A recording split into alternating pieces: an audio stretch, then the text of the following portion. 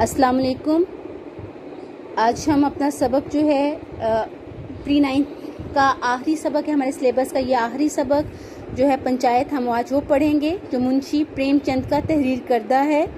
मुंशी प्रेमचंद 1880 में पैदा हुए और 1936 में उनकी वफ़ात हुई। प्रेमचंद का असल नाम धनपत राय था, याद रखना है आपने, असल नाम क्या था? धनपत राय। ज़िला बनारस के गांव मल्ही में पैदा हुए। वालिद मुंशी अजाइब लाल डाक खाने में मुलाजिम थे। मैट्रिक का इम्तहान पास करने के बाद एक स्कूल में मदरस हो गए, उस्ताद हो गए। 1900 में गवर्नमेंट मिडिल स्कूल से सरकारी मुलाजमत का आगाज़ किया। मुलाजमत के साथ साथ तालीम हासिल करने का सिलसिला जारी रखा। चुनाचे 1919 में इलाहाबाद यूनिवर्सिटी से BA कर लिया। 1921 में मुलाजमत से इस्तीफ़ा दे दिया और मुकम्मल तौर पर इल्मी और अदबी कारनामों में मशगूल हो गए। 1936 में अंजुमन तरक्की पसंद मुसन्निफीन के पहले इजलास की सदारत की और इसी साल बनारस में वफ़ात पाई। प्रेमचंद ने अपनी तहरीरों में हिंदुस्तान के देहात में बसने वाले मजदूरों और किसानों की ज़िंदगी और उनके मसाइल कामयाबी के साथ बयान किए हैं। उनके अफसानों में नेकी तमाम तर मुश्किलात के बावजूद बदी के मुकाबले में गालिब रहती है। ये जीत हमेशा नेकी की होती है। इनकी ज़ुबान सादा है। उन्होंने मुकामी वाक़यात और हक़ाइक़ को मौजू बनाकर तहरीरों में मुकामी रंग भी पैदा किया। इनकी तहरीरों की बुनियाद मुआशरती मसाइल, नफ्सियाती मुतालिया और मुशाहदा पर है। इनके किरदार ज़्यादातर मिसाली हैं जिनमें तनव्वु पाया जाता है। उन्होंने करीबन हर उम्र और पेशे से मुतल्लिक़ किरदार पेश किए हैं। प्रेमचंद का शुमार उर्दू के अव्वलीन अफसाना निगारों में होता है। इम्पोर्टेंट MCQ है। इनके अफसानों के मजमूओं में सोज़े वतन, प्रेम 25सी, प्रेम 40सी, ज़ादे राह और वारदात ज़्यादा अहम है।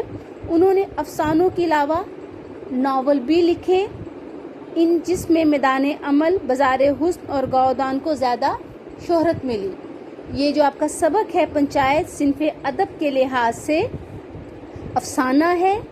इसमें जो है पंचायत के मफ़हूम से हमें आगाह किया गया है और बताया गया है कि अदल व इंसाफ और हक़ व सदाकत की फजीलत क्या है। बुराई पर हमेशा हक़ जो है हमेशा बदी पर गालिब आता है। ठीक है, आपने अच्छी तरह से इस सबक की रीडिंग करनी है। बहुत अहम सबक है, इसको समझ के पढ़ना है। अल्फाज मानी जो है वो याद करने हैं। अच्छी तरह से सबक की पढ़ाई करनी है। ठीक है, अब इसकी एक्सरसाइज की तरफ आ जाते हैं। जुम्मन शेख और अलगू चौधरी में बड़ा डैश था, याराना था। जुम्मन जब हज करने गए तो अपना घर अलगू को सौंप गए। ठीक है, उनके बाप डैश वज़ा के आदमी थे, पुरानी वज़ा। शेख जुमेरादी खुद दुआ और फैज़ के मुकाबले में डैश के ज़्यादातर कायल थे, ताज़ियाने के। जुम्मन ने वादे वईद के डैश दिखाकर खाला अम्मा से वो मलकियत अपने नाम करवा ली थी, सब्ज़ बाग। खाला जान अपने डैश की बात नहीं सुन सकती थी, मरने की। बूढ़ी खाला ने अपनी दानिस्त में तो डैश करने में कोई कसर उठा न रखी, गरिया उजारी। जुम्मन शेख को अपनी डैश अजीमो शान जिम्मेदारी का एहसास हुआ। दोस्ती का मुरझाया हुआ दरख्त फिर से डैश हो गया, हरा हो गया। अब दुरुस्त और गलत जो है बयान क्या जो अलहदा करने हैं। अलगू जब कभी घर से बाहर जाते तो अपना घर बार छोड़ जाते थे, जुम्मन पर दुरुस्त है। अलगू के बाप नए अंदाज के आदमी थे, गलत है। अलगू की एक बूढ़ी बेवा खाला थी, गलत। कई दिन तक बूढ़ी खाला लकड़ी लिए आसपास के गांव के चक्कर लगाती रही, दुरुस्त। जुम्मन ने बड़ी बुढ़िया को प्यार भरी नजरों से देखा, गलत। शेख जुम्मन अपनी खाला को अपनी माँ के बराबर समझते थे, गलत। अलगू कानूनी आदमी नहीं थे, गलत। एक एक सवाल जुम्मन के दिल पर हथौड़े की तरह लगता था, दुरुस्त। पंचायत के एक हफ्ते बाद एक बैल मर गया, गलत। सेठ समझू मंडी से तेल नमक लाद कर लाते और गांव में बेचते थे, दुरुस्त। शेख जुम्मन को पंच बनकर अपनी जिम्मेदारी का एहसास ना हुआ, गलत। ठीक है, आगे हैं अल्फाज के मानी लिखिए। साझा, शराकतदारी, इकट्ठा काम करना।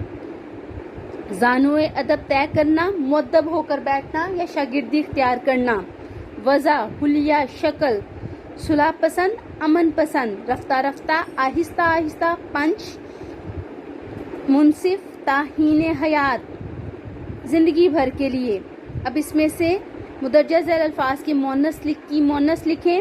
استاد، استانی، شیخ، شیخانی، چوہدری، چوہدرائن، سیٹھ، سیٹھانی، بیل، گائے۔ اعراب لگائیں۔ زانوئے ادب، وضع، تحصیل علم، فروگزاشت، پرسش، تصفیہ، رسوخ، منطق، تحکمانہ، مباحثہ۔ ٹھیک ہے، اب جو ہے درست درج ذیل مختصر محاوروں کو 2 جملوں میں استعمال کیا گیا ہے۔ درست جملے کے آگے درست اور غلط کے آگے غلط کا نشان لگائیے۔ سبز باغ دکھانا، اکرم نے مجھے ملتان میں اپنے سبز باغ دکھائے۔ سیاسی لوگ سبز باغ دکھا کر عوام کو لوٹتے ہیں۔ اب سبز باغ کا مطلب ہے دھوکہ دینا۔ اب آپ نے بتانا ہے ان دونوں میں سے درست جملہ کون سا ہے۔ ہاں جی، دوسرا ہے۔ زخم پر نمک چھڑکنا، تکلیف میں اضافہ کرنا اس کا معنی ہے۔ ساتھ نے میرے بازو کے زخم پر نمک چھڑکا تو میری چیخیں نکل گئیں۔ آپ میرے زخم پر نمک چھڑکنے کے بجائے میری مدد کرے تو دوسرا جملہ درست ہے۔ بغلیں جھانکنا، انصب میرے سوال پر بغلیں جھانکنے لگا۔ کسی کی بغلیں جھانکنا بری بات ہے تو پہلا جملہ درست ہے۔ افسانہ ایسی کہانی کو کہتے ہیں جس میں زندگی کے کسی ایک پہلو، واقعے یا کردار کو پیش کیا جاتا ہے، اس لیے اختصار، وحدت تاثر اور جامعیت اس کی بنیادی صفات ہے۔ یہ اپنے ڈیفینیشن لرن کرنی ہے۔ ٹھیک ہے، یہ جو ہے خط کے ضروری اجزاء آپ کو بتائے گئے ہیں، آپ نے اس کو پڑھنا ہے۔ ٹھیک ہے، سبق کا خلاصہ اچھی طرح سے یاد کر کے نیٹ رائٹنگ میں خوش خطی میں آپ نے کاپیز پہ لکھنا ہے۔ سوالوں کے جواب بھی یاد کر کے آپ نے خوش خطی سے نیٹ کاپی لکھنے اور مشق آپ نے اپنی بک پر سالو کرنی ہے۔ ٹھیک ہے، ریڈنگ کریں اچھی طرح سے، اپنے نوٹس کمپلیٹ کریں۔ اللہ حافظ۔